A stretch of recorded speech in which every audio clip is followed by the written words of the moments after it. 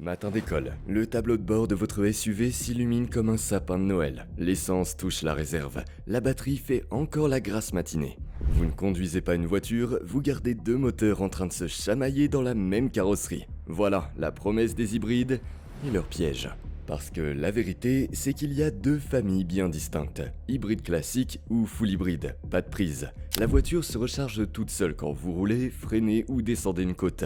Parfaite pour des glissades silencieuses en ville, mais pour rouler longtemps en électrique, oubliez. Hybride rechargeable, une batterie plus grosse et surtout un câble. Branchez-la et vous partez pour 40 à 80 km en 100% électrique. Ignorez la prise et le moteur essence râle comme un chat qu'on a laissé dehors à 3h du matin. C'est le moment Lego, se tromper de modèle et vous signez pour plus de dépenses, moins d'autonomie et une bonne dose de stress. Alors, la vraie question est simple.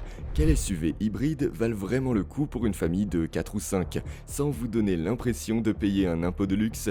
Restez bien accrochés, le premier de la liste n'est pas celui auquel vous pensez. S'il fallait prendre une photo de famille des SUV hybrides, le Toyota RAV4 hybride serait celui qui sourit tranquillement au milieu. Le classique fiable, toujours présent quand il faut. En clair, hybride classique, pas besoin de câble. Moteur essence de litre 5 couplé à un moteur électrique, environ 218 chevaux, 222 en version 4x4, conso réel autour de 5 litres 5 par 100 km. Coffre assez grand pour la poussette, les courses et même le meuble Ikea qui mettra votre couple à l'épreuve. Et c'est là son vrai talent, on roule, point, pas de prise, pas d'appli, pas d'excuses. Le système se recharge tout seul au freinage ou en descente et vous avancez sans vous en soucier. Mais attention aux détails marketing, Toyota appelle ça de l'auto-recharge. Ça sonne magique, non? En réalité, ça veut surtout dire que la batterie est petite. Vous aurez droit à quelques glissades silencieuses, puis le moteur essence reprend la main. N'imaginez pas faire la tournée des écoles en 100% électrique. Là où Toyota brille vraiment, c'est sur la fiabilité. Ces hybrides ont la réputation de tenir la distance. Certains RAV4 affichent des kilométrages qui donnent des sueurs froides au service après-vente. Alors, est-ce excitant? Non. Est-ce logique pour une famille qui veut surtout des factures de carburant prévisibles et zéro contrainte de recharge? Oui, sans hésiter. Et la surprise, pour tout ça, fiabilité, espace, sobriété, le RAV4 hybride démarre autour de 36 000 €. Pas donné, mais pour les familles qui cherchent la tranquillité avant les gadgets, c'est le choix sécurité. Mais si vous voulez plus d'autonomie électrique et la possibilité de zapper l'essence sur vos trajets courts, le prochain SUV fait ce que le RAV4 ne peut pas.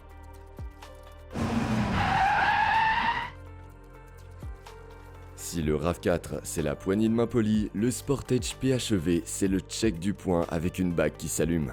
Voici le topo. Hybride rechargeable, donc oui, il faut un câble, moteur essence turbo 1.6 plus moteur électrique. Puissance combinée, environ 265 chevaux, batterie 13,8 kWh, assez pour environ 60 km en 100% électrique. Ça veut dire quoi? Que les trajets d'école, les courses, même le boulot, tout peut se faire en mode électrique. Si vous branchez la voiture tous les soirs. Idéal? Pas tout à fait. Si vous oubliez la prise, vous vous retrouvez à trimballer toute une salle de muscu. Batterie, moteur, électronique, juste pour aller chercher une baguette. Et là, la conso grimpe plus vite que sur un RAV4. À l'intérieur, c'est du sérieux. Siège arrière large, grand coffre, techno-moderne qui ne donne pas l'impression d'avoir été conçu à l'époque d'une Nokia 3310.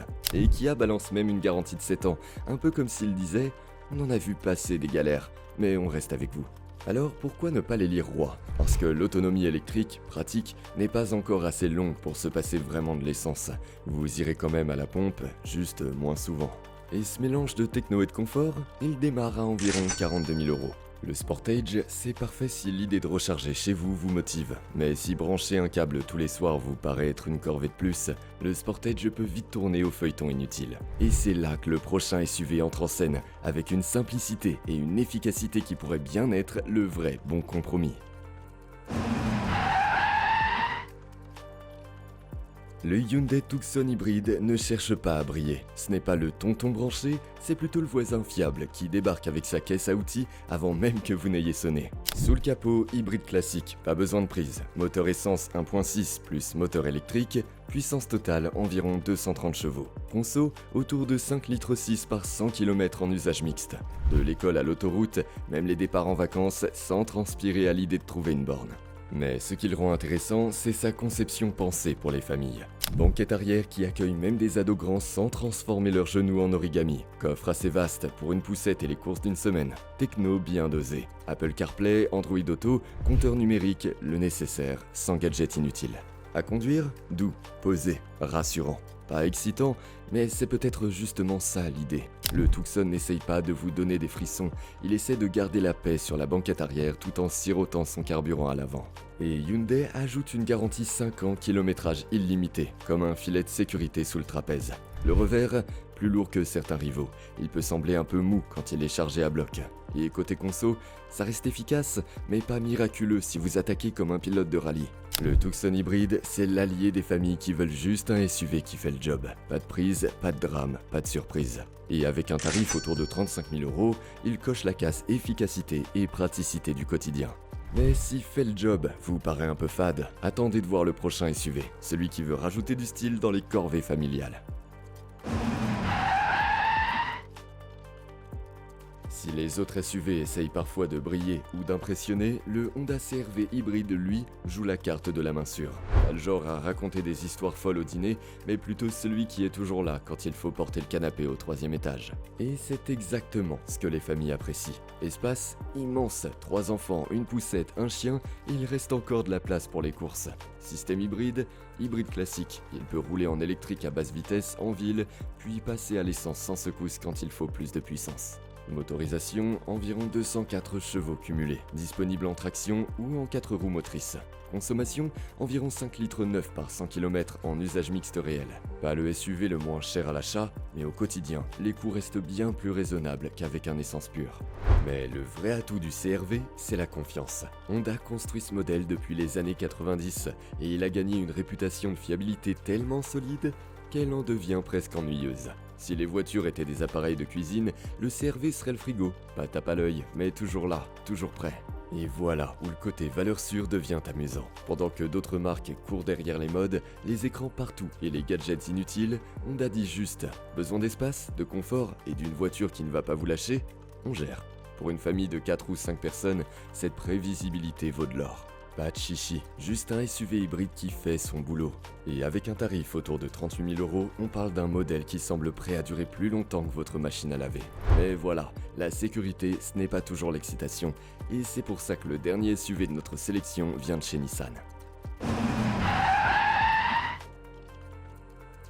Bon, là, ça devient intéressant. Le Nissan X-Trail e-Power n'est pas un hybride classique, ce n'est pas non plus un hybride rechargeable. C'est, disons, une petite astuce de magicien. Voici le truc. Le moteur essence ne fait jamais tourner les roues. Il sert uniquement de générateur, produisant de l'électricité pour alimenter les moteurs électriques. Résultat, les roues sont animées uniquement par l'électricité, mais sans avoir besoin de le brancher. À conduire, ça ressemble vraiment à une voiture électrique. Silencieux, couple instantané, douceur totale en ville. Et quand la batterie s'essouffle, le moteur thermique démarre discrètement en coulisses, comme un technicien de concert qui règle les câbles sans jamais être applaudi. Côté chiffres, environ 204 chevaux en version 5 places, 213 si vous optez pour la 7 places avec transmission intégrale.